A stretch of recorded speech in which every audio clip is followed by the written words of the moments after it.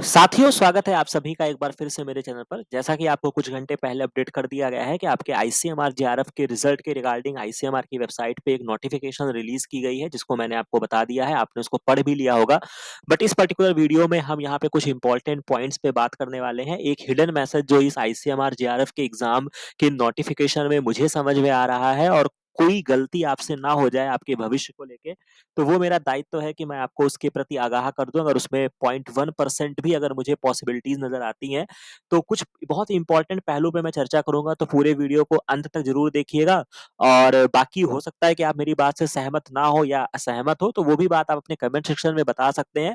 But as a जैसे मैंने आपको बताया कि एज अ शिक्षक होने के नाते और आपका मेंटर होने के नाते ये मेरा दायित्व है कि अगर 1% भी अगर कोई एबनॉर्मेलिटीज मुझे नजर आ रही है, तो मैं उसके लिए आपको आगाह कर दूं। ठीक है। तो अब मैं पॉइंट्स पे आता हूँ, क्या-क्या बातें आज के लिए इम्पोर्टेंट है। तो जैसा कि आप आईसीएमआर की वेबसाइट पे विजिट करेंगे, अगर आप नए जुड़े हैं, तो यहाँ पे आपको एक नोटिफिकेशन देखने को मिल जाएगा। सबसे इम्पोर्टेंट चीज़ है कि जो ये आपका एग्ज़ाम कंडक्ट हुआ था, ये आपका 8 जुलाई को कंडक्ट हुआ। और ये जो नोटिफिकेशन है, आप यहाँ पे देख सकते हैं, ये आपका 9 अक्टूबर को ये नोटिफिकेशन इनको रिलीज़ करना पड़ रहा है। और इन्होंने यहाँ पे एक बात बोली है कि it is hereby inform that due to some administrative reason the ICMR JRF exam result जो है वो आपका डिले हो रहा है, और आपको जो भी होगा वो आपकी आईसीएमआर की वेबसाइट पे बताया जाएगा। बाकी बहुत ज्यादा खुल के इन्होंने कुछ नहीं बोला है, बट मैं यहाँ पे एक इंपॉर्टेंट पहलू पे आपको बताना चाहता हूँ कि सबसे पहली बात, जिस तरीके से बहुत सारे लोगों के एजम्पशन थे, या आप लोगों की तरफ से ऐसी बातें आ रही थी कि आखिर क्या ऐसा रीजन है जिसकी वजह से यहाँ पे प्रॉब्लम आ रही है। अब यहाँ पे जिन्होंने ये वर्ड का इस्तेमाल किया है, एडमिनिस्ट्रेटिव रीजन, ऐसा नहीं है कि आईसीएमआर के पास उनके स्टाफ की कमी है, कि वो पहले अपना रिक्रूटमेंट निकालेंगे, फिर आपका कोई रिजल्ट प्रिपेयर नहीं कर पा रहा है। समझ रहे हैं? ऐसा नहीं है कि आईसीएमआर के पास उसके स्टाफ की कमी है, ये चीजें बिल्कुल नहीं है कि वो आपके रिजल्ट को नहीं तैयार कर पा रहे हैं, 3 महीना होने को है। इसमें जो मुझे पॉसिबली समझ में आ रहा है कि जो एग्जाम कंडक्ट कराती है, मैं आपको बहुत ही डिटेल में शॉर्ट में बता रहा हूँ। आईसीएमआर जेआरएफ का जो एग्जाम है, ये आपका टीसीएस एजेंसी के थ्रू कंडक्ट होता है, मतलब टाटा कंसल्टेंसी सर्विसेज की तरफ से ये एग्जाम कंडक्ट कराया जाता है। और यहाँ पर जो प्रॉब्लम आ रही है, मुझे जो समझ में आ रहा है कि एक टेक्निकल ग्लिच हुआ है।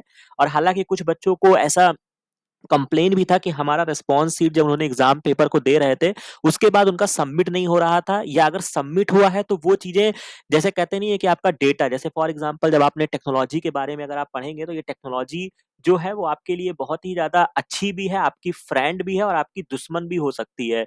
तो मुझे ऐसा लग रहा है कि फ्रेंड के नजरिए से आपने तो बहुत बार देखा है, बट यहाँ पे टेक्नोलॉजी ने ही आपको धोखा दे दिया है, आईसीएमआर को। और जो डेटा वहां पे कलेक्ट होना था, ठीक है, डेटा जो यहाँ पे कलेक्ट होना था आईसीएमआर के, मतलब जो भी आप कह सकते हैं टीसीएस के अंतर्गत, और टीसीएस जो था वो डेटा ट्रांसफर करता या क्या करता, तो प्रॉब्लम मुझे लग रहा है कि उस एंड से आ रही है। क्योंकि ऐसा कुछ नहीं है कि यहाँ पे आईसीएमआर को 3 महीने लग जाएंगे, और one of the finest institute है। हो सकता है आप अभी इसके अभी आपको बहुत ज्यादा गुस्सा आ रहा होगा, अगर आपकी उम्मीदें बनी होगी इस एग्जाम से, आपको बहुत गुस्सा आ रहा है, आपका गुस्सा जायज भी है। बट जितना इनका ट्रैक रिकॉर्ड रहा है, इतनी खराब एजेंसी ये नहीं है।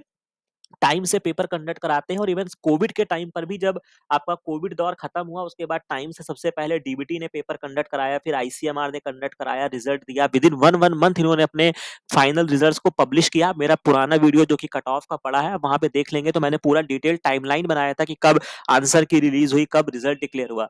तो ऐसी मतलब गलती आईसीएमआर नहीं करेगा और ना करता है। और अभी भी मुझे लगता है कि आईसीएमआर पूरी कोशिश कर रहा है कि किसी भी बच्चे के साथ कोई नाइंसाफी ना हो, और वो बार बार वो डेटा रिकलेक्ट करने की कोशिश करवा रहे हैं। बट मैं 1% के चांस में, अब यहाँ पे जो इंपॉर्टेंट चीज है, कि जो मैं आपसे कहना चाहता हूँ, कि मैं तो चाहूंगा कि 99% या 100% आपका जो जो भी है, आपने जो एग्जाम दिया है, इसी के बेसिस पे आपका फाइनल रिजल्ट तैयार हो जाए, सारी चीजें ठीक हो जाए।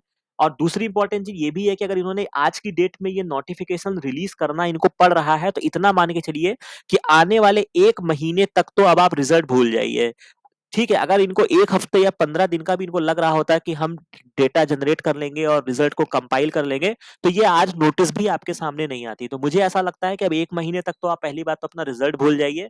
दूसरी इंपॉर्टेंट चीज ये है कि इन्होंने जब यहाँ पे ये बात बोली है, अगर आपका ये फाइनल रिजल्ट दे देते हैं तो वेल एंड गुड। बट अगर 99% केस जो है वो आईसीएमआर पूरी प्रयास कर रहा है कि उसी बेसिस पे हो जाए। बट अगर 0.1% या 1% केस में कुछ भी दिक्कत आ रही है, अगर इनको रिकंडक्ट, बहुत ध्यान से समझिएगा, ये मेरी अपनी ओपिनियन है, ठीक है, आप इससे सहमत हैं, नहीं सहमत हैं, आपको चाहे इसमें आपत्ति भी हो सकती है, बट मैं जो बता रहा हूँ मेरा अवेयर करना आपके लिए काम है, क्योंकि फिलहाल तो 1 महीने तो रिजल्ट नहीं आने वाला है। आपका अगर जेआरएफ नहीं हुआ है तो आपके पास जो ऑप्शन है वो नेक्स्ट आपका सीएसआईआर सर पे है, और कहीं ना कहीं आप रिलैक्स भी थे जिनके नंबर बन रहे हैं, नहीं बन रहे हैं। ठीक है, तो मेरा ऐसा कहने का मतलब है कि सबसे पहले तो आप अपनी पढ़ाई वापस से रीस्टार्ट कर दीजिए। ठीक है, अब बहुत ज्यादा ये मत सोचिए कि आईसीएमआर कब रिजल्ट देगा, नहीं देगा, क्या होगा। सीएसआईआर तो आपको क्रैक ही करना है। अगर आपका नेट नहीं क्वालिफाई है तो अपने सीएसआईआर के एग्जाम पे फोकस करिए। इंटरव्यू के लिए भी आपको फोकस करना पड़ेगा, क्योंकि अगर आपका क्वालिफाई भी होता है तो भी आपको बहुत जगह इंटरव्यू देना होगा, तो पढ़ाई तो आपको छोड़नी ही नहीं है।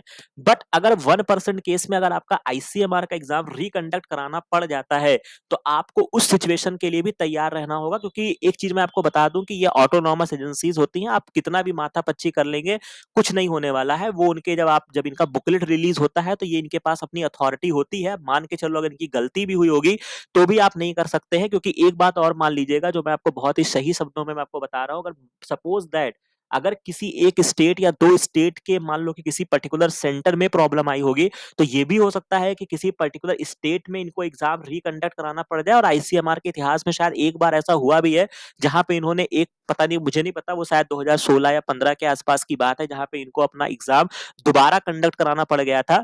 ठीक है, तो ऐसी चीजें हो सकती हैं या हुई हैं। तो हो सकता है कि किसी पर्टिकुलर स्टेट में एग्जाम कंडक्ट कराना पड़ जाए, बाय डिफॉल्ट आप ही उसी लोकेशन पे आ रहे हो। दूसरी इंपॉर्टेंट चीज है कि किसी भी बच्चे के साथ नाइंसाफी नहीं करने का प्रयास होगा। तो उसके केस में एक बेटर सोल्यूशन ये भी हो सकता है कि आपके इस पर्टिकुलर एग्जाम को कैंसिल कर दिया जाए और आपका एक री आईसीएमआर एग्जाम जो है वो आपका कंडक्ट कराया जाए। ठीक है, तो मेरा कहने का मतलब है कि इसकी संभावना ना हो। मैं भी भगवान से अपेक्षा करूंगा कि जो भी आपके बेटर रिजल्ट बन रहे हैं, नंबर आ रहे हैं। मुझे ये चीज कहने में कोई अच्छा नहीं लग रहा है, बट हाँ, फिर भी अगर 1% ये पॉसिबिलिटीज है, तो मैं नहीं चाहता हूं कि आने वाले 1 महीने बाद या 1.5 महीने बाद आपको एक दोबारा नोटिस देखने को मिले और फिर वापस से आप पैनिक सिचुएशन में आ जाएं। तो थोड़ा सा अभी चीजों को अपने ईस्ट पर छोड़ दीजिए, जिनको भी आप मानते हैं या जो भी चीजें हैं, क्योंकि अब आप इसमें कुछ नहीं कर सकते हैं। केवल और केवल आप अपनी पढ़ाई कर सकते हैं। क्योंकि अगर आप बहुत ज्यादा टेंशन लेंगे, बहुत ज्यादा परेशान होंगे, तो आप अपना आईसीएमआर जो डिले हो रहा है वो तो हो ही रहा है, और साथ में जो आपका 2 महीने बाद जो भी आपका एनआईआई का भी अपॉर्चुनिटी है, या इसके अलावा भी आपके पास सीएसआईआर की अपॉर्चुनिटी है, तो उसमें भी आपकी जो इफिशियंसी होगी वो आपकी डाउन हो सकती है।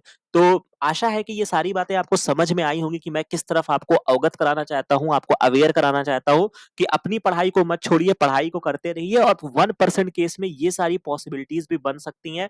तो ऐसा नहीं है कि अब बहुत ज्यादा आप रिलैक्स कर चुके हैं, तो आपके पास आगे सीएसआईआर का भी एग्जाम है। तो जो बच्चे बैठे हुए हैं, उनको लग रहा था कि मेरा रिजल्ट आ जाएगा, हम हो सकता है कि बहुत अच्छे मार्क्स आप हमारे साथ जुड़ के पढ़ाई किए होंगे, काफी अच्छे नंबर्स आपके बन रहे होंगे, बट फिर भी वापस से बुक उठा लीजिए और थोड़ा बहुत पढ़ना स्टार्ट कर दीजिए।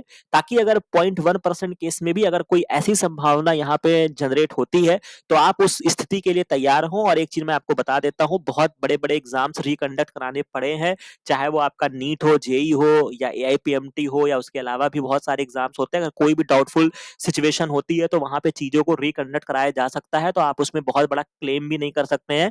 तो मैंने आपको बस एक अवेयर कराया है कि अपने पढ़ाई के लिए सचेत रहिए, दोबारा से पढ़ाई करना शुरू कर दीजिए, क्योंकि अभी 1 महीने तो आपके पास रिजल्ट नहीं आने वाला है। ठीक है, तो हो सकता है कि, बाकी आप बताइएगा कि आप मेरी बात से कितने सहमत हैं, असहमत हैं। बाकी ये चैनल को लाइक और सब्सक्राइब जरूर कर लीजिएगा, ताकि इस तरीके की सारी इन्फॉर्मेशन आपको समय पर दे दी जाए। बाकी जो भी अपडेट्स होगी वो आपको बताई जाएगी।